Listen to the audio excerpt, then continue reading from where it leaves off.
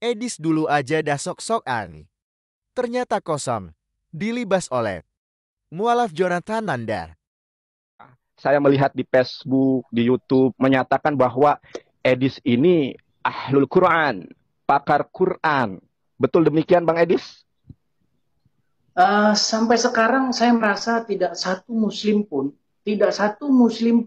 lebih memahami Quran daripada saya, dan saya belum pernah menemukan satu muslim pun yang lebih giat mempelajari Quran ketimbang saya.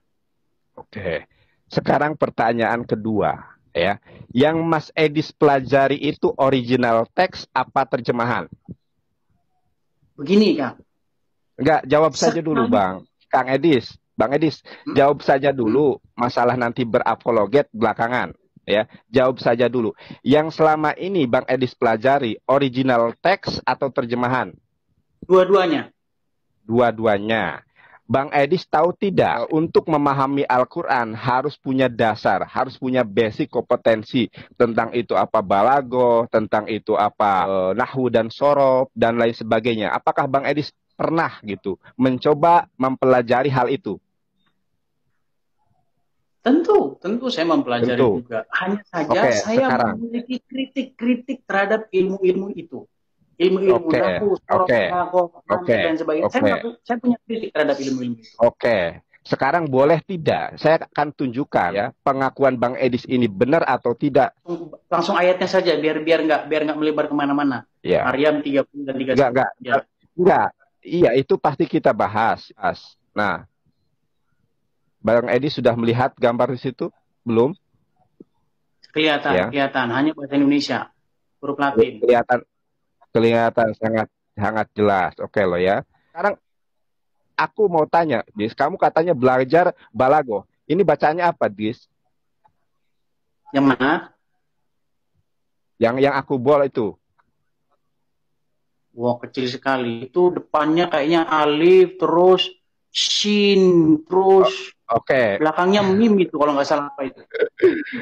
Aku tidak menyuruh kamu mengeja, Edis. Yang aku suruh kepada pakar Quran membacakan. Ini apa? Ini ada harokatnya loh ya. Ini ada harokatnya. Ya, coba kamu baca yang ini. Justru ini nanti yang saya kritik nanti. Justru ini yang saya kritik nanti. Lah, gini loh, Dis. Kamu mau mengkritisi Al-Quran. Dasar-dasar memahami Al-Quran saja. Kamu tidak paham. Saya jawab ya. Saya jawab. Begini, Kang Nandar ya. Ada sebuah miskomunikasi antara kita. Pertama begini, yang harus diingat begini. Kata siapa standar memahami Al-Quran itu harus paham nahwu, sorof, balaghah, mantik, dan lain sebagainya. Itu kan standar antum. Ikhnas Golhizer, ya, dia peneliti Quran, dia mengatakan begini, Al-Quran itu dapat dipahami dengan baik kalau saja pembaca itu mampu membaca Al-Quran dalam kacamata Syriak. Jadi Ikhnas Golhizer itu berpendapat bahwa Al-Quran sebenarnya bukan bahasa Arab, tetapi bahasa Syriak yang diarabkan. Nah, jadi kalau antum mengatakan kepada saya, ya, memahami Quran harus paham nahwu, sorof, balaghah, itu menurut saya sebuah arogansi, ya, sebuah nilai subjektif, ya, sebuah pemahaman subjektif yang Anda paksakan kepada saya. Karena saya sendiri berpendapat sebenarnya ayat-ayat Quran, ya, pada dasarnya tidak memiliki fathah, tidak memiliki kasroh, ya, tidak memiliki harokat, ya, semuanya sebenarnya pada dasarnya huruf gundul, bahkan bukan huruf gundul yang seperti ini. Kalau kita melihat teks-teks manuskrip Quran yang kuno, ya, hurufnya nggak seperti ini. Saya lihat hurufnya berbeda dari teks-teks Al-Quran yang sekarang. Kita bisa lihat manuskrip yang tua. Apa antum bisa buka itu naskah-naskah manuskrip yang tertua, yang naskah Quran yang tertua. Sudah. Oke, sudah, Dis. Itu beda jauh, nggak seperti ini. Naskahnya nggak seperti ini. Begini. Oke ya. Ya, di dalam Tesalonika, di dalam 2 Yohanes, ya, setiap roh itu harus diuji, begitu kan? Nah, sekarang saya menemukan ada satu roh yang mengklaim ahlul Quran, mengkritisi Al-Quran tanpa kompetensi, tanpa memiliki ilmu. Nah, Dis, coba kamu perhatikan. Standar ilmu itu bagaimana? Nah, sebentar, Dis. Jangan dipotong. Ini subjektif jadinya. Nah, begini. Kenapa saya menunjukkan ini, Dis? Kenapa? Saya ingin mengukur apa? Benar nggak kamu itu pakar Quran? Kalau bahasa saja kamu tidak memahami, lalu bagaimana kamu seolah-olah mengaku? Sebentar dulu, Dis. Ntar dulu, nanti saya akan buktikan. Ya. Ini dilihat banyak orang. Tidak mungkin saya asal-asalan menjawab pertanyaan kamu. Karena ketika saya berdebat atas nama Islam, saya mempertaruhkan agama saya mempertaruhkan marwah keislaman. Begitupun kamu, ketika kamu berdebat atas nama Kristen, kamu bertanggung jawab, kamu membawa nama besar kekristenan, Mesianik dalam hal ini. Kamu kan tidak mengakui Yesus Tuhan, kamu dari Mesianik. Dulu bahkan ya, orang-orang menyangka kamu Islam. Sekarang saya akan tunjukkan bahwa Anda itu memang Kristen begitu. Cuma Kristen Mesianik, Kristen yang tidak mengakui Yesus sebagai sembahan, sebagai Tuhan. Oke ya, tidak melebar kemana-mana. Begini ya, kamu tahu isi Misarah apa, Dis? Ini penting sekali, Dis. Nanti aku pasti bahas Quran surat Maryam. Singkat jawaban saya. Singkat jawaban saya. Dengan ilmu yang antum katakan itu semua bertele-tele itu, coba buktikan apakah itu mampu menjawab semua pertanyaan yang akan saya tanyakan tadi. Oke. Makanya sekarang saya tanya dulu. Biar nanti sedikit. Kang, sebentar, sedikit. Jangan dipotong dulu sedikit. Saya ngerti huruf Arab, saya ngerti semua, alif, ba, ta, semua saya ngerti. Ya. Cuman kalau tidak ngerti bahasa Arab, untuk apa? Oke, sekarang kita kembali, jangan kemana-mana dulu. Ini untuk membuktikan. Kita sama-sama lihat kamus gitu. Begini. Enggak, ini bukan masalah kamus atau ngerti bahasa Arab atau tidak. Yang aku tanyakan, katanya kamu pakar Al-Quran, ngerti bahasa Arab, bisa baca Quran, ya, bisa bahasa Arab, bisa baca bahasa Arab. Sekarang ini apa? Ini hal-hal dasar untuk memahami Al-Quran. Ini tulisannya apa? Ini ada harokatnya loh ya.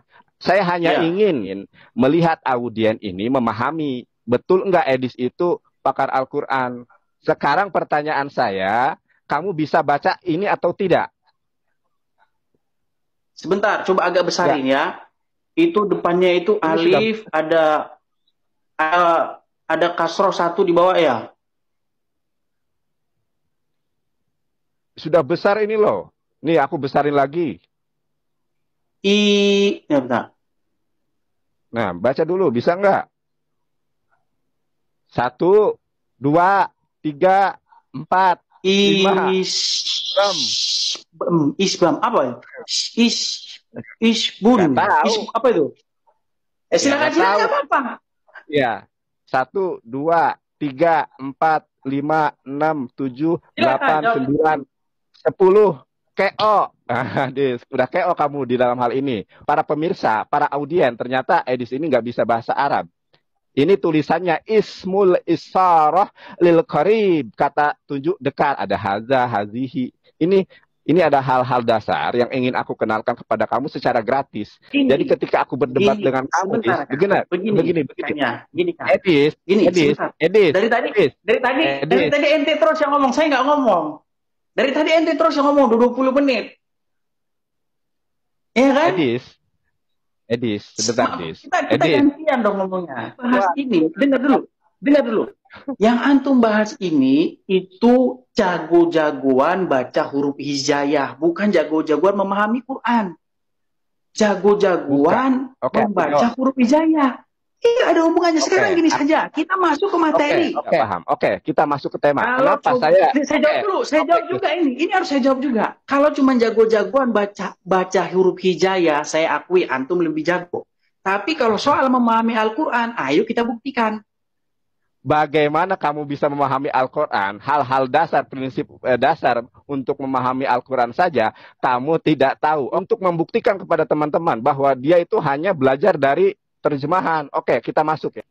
Oke, kelihatan, Dis? Sudah kelihatan? Disuruh baca lagi nih. Saya disuruh baca lagi nih. Cuman latihan ngaji terus. Kalau Oke, saya baca ya. Oke, saya baca ya. Tar dulu. Itu pertama hurufnya. Dengar dulu. Sebentar. Enggak, biar aku puas. Enggak. Kalian semua. Enggak, dengar semua. Dengar dulu. Edis, bentar dulu. Aku belum selesai ngomong. saya nggak menyuruh kamu membaca karena sini sudah ada huruf Latinnya. Tutup, Ya kan? Latinnya tutup. Nggak usah wis. Itu sudah dihafal sama kamu. Untuk membaca isim istaroh aja, lil qorib, kamu nggak bisa membaca, apalagi membaca Al-Quran. Kamu hanya membaca Latin. Sekarang to the point aja. Nah, apa yang kamu masalahkan di ayat ini? Biarkan saya memberikan syubhat saya selama 10 menit ya. Gimana? Dikasih waktu? Buruan, ya buruan, cepat. Oke. Syubhat saya 10 menit. Dengarkan dari awal. Umat Islam harus mengetahui ya bahwa folklore atau dongeng-dongeng tentang Yesus itu sudah banyak tersebar. Ya, salah satu dongeng-dongeng tentang Yesus atau folklore atau cerita-cerita fantasi atau cerita-cerita fiksi tentang Yesus itu ada misalnya di dalam Injil-Injil, The Infancy of Thomas, ya, The Infancy of the Savior. Ya, itu Injil-Injil masa kanak-kanak Yesus yang diperkirakan oleh para ahli itu kurang lebih di abad ketiga ditulisnya. Nah, di situ ada sebuah informasi bahwa Yesus itu menghidupkan atau membuat dari tanah liat burung, ya kan? Kemudian dia bicara ketika masih kanak-kanak, dia masih bayi, dia sudah bisa bicara, ya. Kemudian dia mengalahkan naga di mulut gua seperti itu, ya. Bagaimana diceritakan masa kanak-kanak Yesus kecil itu nakal.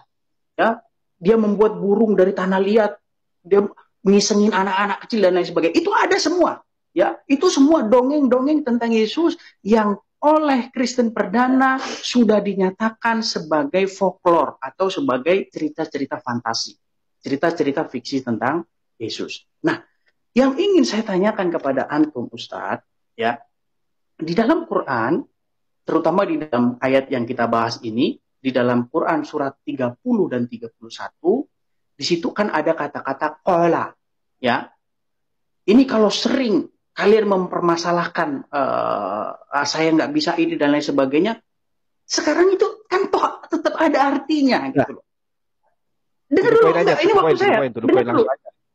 Oke, langsung. Ya, to the point aja. Soalnya saya to the point aja. Kamu sama Pak Sahul aja to the point. Di sini dikatakan Isa itu kita harus mulai dari ayat sebelum 30-nya, itu di dalam gendongan, ya, Maryam itu disuruh memberi isyarat, suruh bertanya sama anak kecil yang di gendongan ini, bayi yang di gendongan ini. Ya, tanya maksudnya dengan isyarat atau mungkin isyaratnya begini-begini gitu kan. Nah, kemudian bayi itu berbicara. Nah, perlu diketahui Ustadz Nandar bahwa cerita Yesus bisa bicara, bayi Yesus bisa bicara itu ada di dalam Injil-Injil apokrif, dongeng-dongeng tentang Yesus, folklore-folklore, cerita-cerita fantasi tentang Yesus. Nah, di dalam Quran ada berkata Yesus Isa berkata begini dalam Quran. Sesungguhnya aku ini adalah hamba Allah. Ya, baca terus ke atas. Ya, terus. Ya. Ke atasin dong, biar saya bisa baca. Atau punya saya aja ya. Nah, di sini. Sesungguhnya aku ini hanyalah hamba Allah. Dia menjadikan aku seorang nabi. Ya. Perhatikan ini, ayat 31-nya. Ya. Ini. Ya, ini ayat 31. Ini aku blok ini. Ya. Udah aku blok itu. Aku ini hamba Allah. Dia memberiku Alkitab dan dia menjadikan aku seorang nabi. Terus ayat 31-nya. Ya. Pertanyaan, udah ini aja dulu. Ini saya sebentar. Langsung satu set. Ini satu set langsung. Dia menjadikan aku seorang yang diberkahi di mana saja aku berada dan dia memerintahkan kepadaku sholat dan zakat selama aku hidup. Saya terangkan dulu. Ya, banyak ya para mufasir mengatakan bahwa di sini dengar dulu biar selesai dulu Kang, 10 menit loh saya waktu ya di situ dikatakan fi'il madiyah sudah kejadian past tense ya, tensisnya past tense sudah terjadi. Nah, hal-hal yang semacam ini banyak sekali para mufasir mengatakan kenapa dikatakan past tense ya, dikatakan bahwa itu pasti akan terjadi. Kemarin Rizki guru antum itu bahas di Geraha Mu'alaf tentang masalah nubuatan Yesaya. Dengar dulu, biar selesai-selesaikan. Bahas masalah nubuatan Yesaya. Sebentar, Edis. Saya nggak out. Ini ada kaitannya dengan ayat ini. Saya nggak out. Ada kaitannya. Langsung aja subhatnya apa? Kenapa saya tidak memiliki waktu yang banyak dan saya nggak mau. Gimana saya mau menyampaikan? Gimana saya mau menyampaikan kalau dipotong terus? Tadi kan dikasih 10 menit. Sebentar, langsung aja to the point-nya. Sebagaimana dengan Pak Sahrul. Kalau saya tidak diberi kesempatan, bagaimana antum bisa paham apa yang saya tanyakan? Langsung aja. Nanti kalau saya nggak paham, saya akan nanya kamu. Soalnya waktu saya nggak banyak. Ini saya hanya yang meladeni kamu karena kamu keluar-keluar, saya melarikan diri. Ayo sekarang langsung to the point aja. Apa yang kamu subhat intinya? Nggak bisa begitu. Antum nggak paham nanti yang saya tanya kalau nggak saya jelasin dari nol. Gitu loh. Kalau saya nggak paham, Edi, saya pasti nanya kamu. Biarkan yang menilai adalah audien.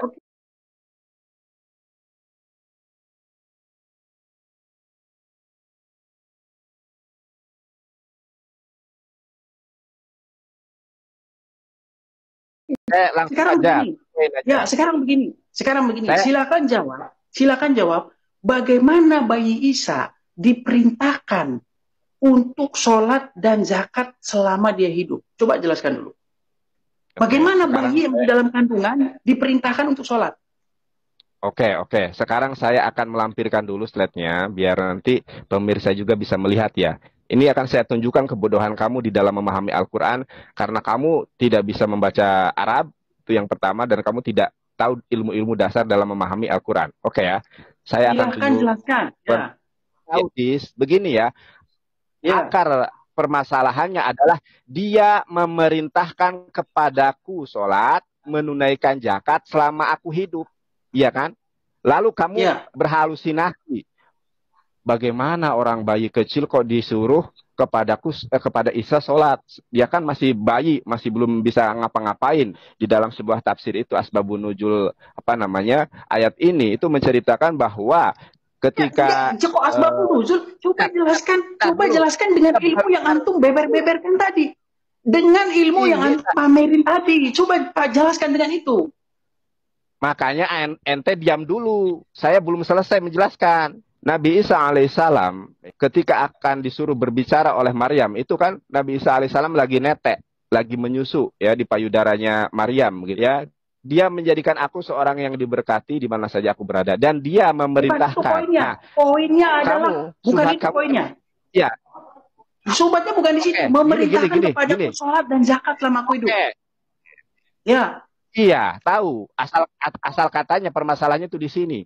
Memerintahkan kepadaku mendirikan sholat, ya, kemudian zakat selama aku hidup, dan kamu berhalusinasi, ya, bagaimana seorang bayi disuruh sholat, ya, disuruh menunaikan zakat, ya, kalau zakat memang bisa diwakili ya, tapi kamu lupa di sini ada selama aku hidup, ya, selama aku. Sekarang hidup, saya tanya, ya, bayi Isa hidup belum? Sebentar dulu. Ketika bayi termasuk selama hidup belum? Waktu di dalam gendongan itu termasuk selama aku hidup belum? Sekarang aku mau tanya, perintahnya di situ, ini kata memerintahkan di situ, itu akar katanya apa? Hah? Memerintahkan di sini. Mana di situ? Sebentar. Ausani kalau tidak salah itu. Bil solati. Begini ya. Sekarang itu kan fi'il amar. Fi'il amar kamu tahu nggak? Kata kerja perintah. Ya, kenapa di situ Allah Subhanahu wa taala menggunakan kata asauni? Memahamkan kamu ya, kekeliruan kamu. Oke, saya jelaskan ya. Asauni itu dasar katanya itu datang, mendatangi. Oke. Sebentar, udah jangan banyak ini dulu. Ya, saya share dulu. Nah, Edis, udah lihat nih? Ya. Udah lihat? Ya. Udah lihat apa ini? Ya. Kamu bisa lihat enggak? Bisa lihat enggak? Bisa lihat, memerintahkan. Ya. Nah, sekarang aku mau tanya sama kamu, kenapa di dalam Quran surat Maryam ketika Allah Subhanahu wa taala memerintahkan pakai fi'il amr, kenapa menggunakan asauni? Ya, tidak menggunakan, ini aku perbesar biar para audien tahu bahwa Edis ini nggak punya ilmu gitu kan. Aku perbesar nih, Dis. Silakan jelaskan. Ya silakan jelaskan. Oke, aku sekarang bertanya kepada kamu. Di sini apa? tulisannya ini yang aku bol ini. Apa memerintahkan. ini? Enggak, lengkap apa? Memerintahkan aku. Dibacanya itu apa? Bahasa Arabnya? Amarni. Bahasa Arab. Salah, itu atuh. Kamu kan baca aja, kamu salah. Begini, pertanyaan saya kepada kamu. Kenapa di dalam Quran jawabannya, Kang Ustadz Anandar, jawabannya jangan ngomong Arab-Arab terus lah, jawabannya. Yang kamu kritisi itu bahasa Arab atau bukan? Iya, makanya coba terangkan. Yang saya tanyakan, bagaimana bayi yang ada dalam gendongan disuruh sholat? Itu jelaskan, jangan ngomong Arab-Arab. Jelaskan. Begini, subhat kamu itu, akar masalahnya adalah memerintahkan. Kamu berhalusinasi membuat subhat, kenapa Allah memerintahkan bayi yang masih kecil sholat. Nah, permasalahannya, kamu tidak ngerti perbedaan amaroni dengan asawni. Dari tadi, antum cuma bilang, kamu tidak ngerti, kamu tidak ngerti. Cuma itu aja berputar-putar. Jawab aja gitu loh. Yang berputar-putar itu siapa? Ya kan? Dari tadi antum cuma bilang, kamu tidak ngerti, tapi tidak ada jawaban. Ini saya lagi menjawab. Ini saya lagi berinteraksi. Jawab. Ya, silakan jawab. Silakan jelaskan, uraikan. Saya akan uraikan. Ya. Bahasa Indonesia memerintahkan aku ditranslate ke dalam bahasa Arab. Kamu tidak bisa membacanya. Ini amarni kata kamu, gitu kan? Yang sama-sama memiliki pengertian, terjemahan memerintahkan aku. Pertanyaannya, kenapa di dalam surat Maryam Allah Subhanahu wa taala memerintahkan Isa dengan kata asawni, tidak dengan kata amoroni? Kenapa? Karena begini, ini jawabannya. Kenapa? Karena ketika amoroni itu kata perintah yang pada saat itu juga. Para pemirsa, audien dimanapun Anda berada, ingat loh ini adalah kuncinya. Ingat penutup ayatnya, ayatnya selama aku hidup.